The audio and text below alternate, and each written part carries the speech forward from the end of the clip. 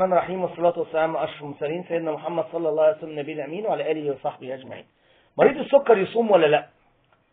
طبعا قلة السوائل عامة يعني بتعاكس مريض السكر وبتتعبه، وده بتتعبه من بداية مرحلة ما قبل السكر. يا جماعة أعراض السكر بتبدأ من بداية مرحلة ما قبل السكر، هو سكر تراكمي من 5.5 ل 6.5. طيب لو هو بياخد انسولين لا، ممنوع يصوم. هو بياخد انسولين ممنوع يصوم، وكمان يعتبر من الامراض اللي لا يرجى شفائها، فيطلع فلوس لو ان امكانه، يعني ما يقضيش كمان.